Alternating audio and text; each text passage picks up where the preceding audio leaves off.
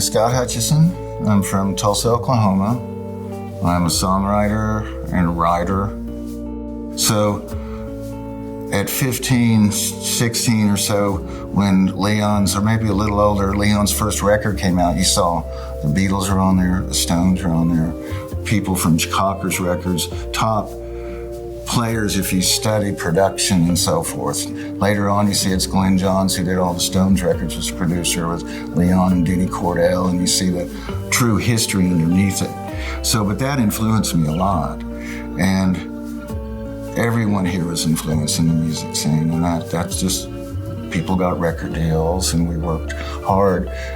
Seeing the overall depth of what Leon brought back to Tulsa, when you understood what he did out in Hollywood, after you're all excited about Mad Dogs and Englishmen, after Bangladesh blows you away and there's all this stuff, and you see the Wrecking Crew, and he's on the Monster Mash, and he wrote with Gary Lewis and the Playboys, and just all the Wrecking Crew's players and variations of productions he had worked with in studios, and his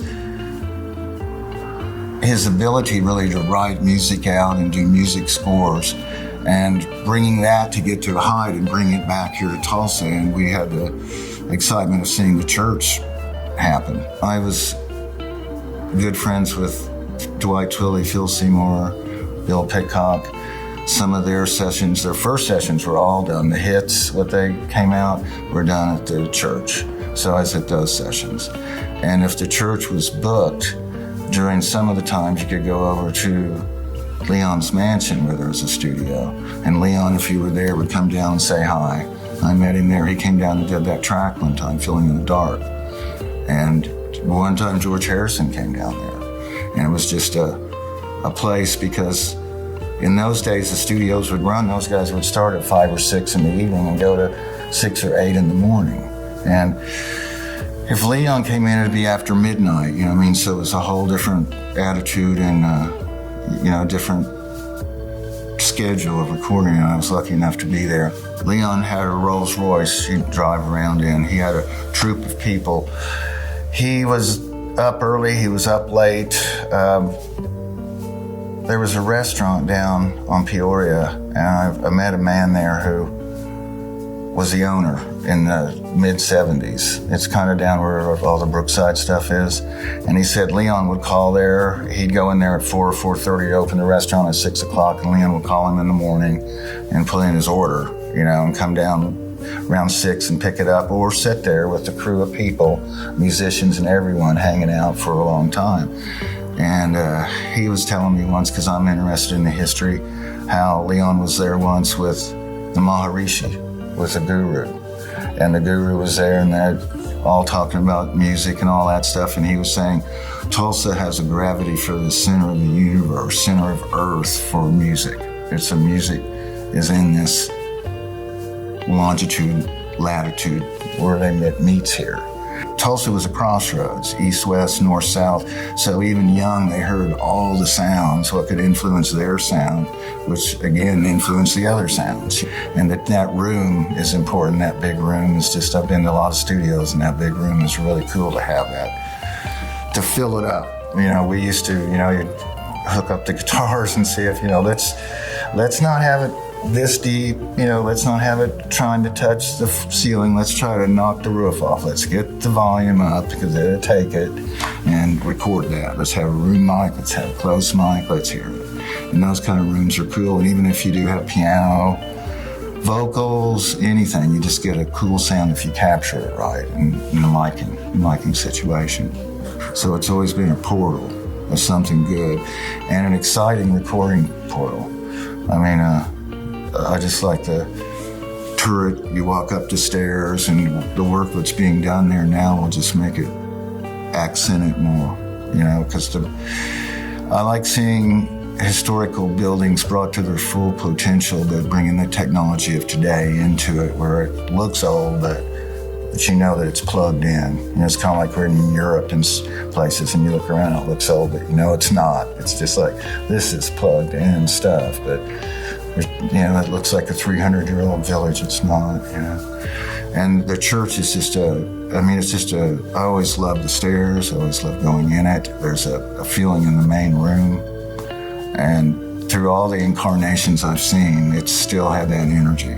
Because I always went in there for rehearsals or recordings and stuff, and it was always a smile. There's always a smile in that main room. My first story is when I was a professional songwriter in ASCAP. I'm CSAC now, CSAC, ASCAP, different publishing companies, but I wrote with a BMI writer. So when I got with a BMI writer, I was working with Chuck, and Chuck worked with Leon, so I could go from BMI file of where I'm with Chuck to Chuck's, and there was Leon, go to Leon, and from Leon, who wrote with Dylan, to Dylan's, and I could see the file, and saw that they wrote together, and I just thought the depth of where he touched, and Dylan wrote with a lot of people. It blew me away. Some of the stuff, he had great management, and he was a star, and Leon achieved that name level and stardom, work with people like Dylan when it came into like Bangladesh, and George Harrison on stuff, and that's what really blew me away is some of the tracks that he played on, and Willie Nelson, Elton John. There's these different levels of people he always played with, and what I like to say is, again, he brought London here, he brought New York, with Dylan's people, the Hollywood people here, but he was real tight with the Austin people too. So it was such a composite of all styles, what Shelter represented, what he worked with. And Dylan, it's so cool that his archives are here. I was blown away because, Tulsa is becoming a center. I was always a fan of Woody from the beginning. He was like the root. And I think that what you relate to with country and stuff with Leon has a little Woody root too, because Woody was wise and Leon was wise. And some of these people, even though they have their songs or their humor, their content of lyric and their content of view, what they expressed, showed that wisdom. And I think like poets like Dylan saw that in some of Leon's stuff. The church studio archives are important because first of all, you learn the history and the detail of Leon's accomplishments. And you see that he was classically trained, which you might have suspected, but I've seen handwritten sheets would have been erased on, and from doing appraisals, that's cool, to see the real artwork for multi-instruments. So many song ideas, it blows me away. What he's turned into the Library of Congress and copyrights. The accomplishment of all his tracks previous to bringing that here to the studio and showing that to the world, what he accomplished as a session player, an artist, and as a record label, and how he really did help through his recognition and shelter for the musicians in his umbrella, like we're talking the Clapton sound and different sounds, what influenced the pop world, and even still does. And those archives will show that. From an early age at a piano to the Mad Hatter with the cool hats, to the cowboy hat and looking like Santa Claus, but a true troubadour of music still all the way. His last records playing homage to classics, to blues, to his own material. And that was recognized by like Elton John and Willie Nelson and viable artists still today. And we see what Woody and Bob Dylan's gravity has brought here. And part of that gravity with Dylan in those era was created with Leon. When you look at it, it was like Bangladesh was a pretty major thing. And all those major artists were here and came out of the troops here and came back here, to see what's going on. And I think that's really important to showcase that for Tulsa's future to be a music center. And what I like about it is Leon, those guys showed us what you had to do besides dreaming or writing to get into the production work, put your own money in it, put your own time in there and get it done. And if you still wanted to do it, you had to create your own studio to do it and had to be quality.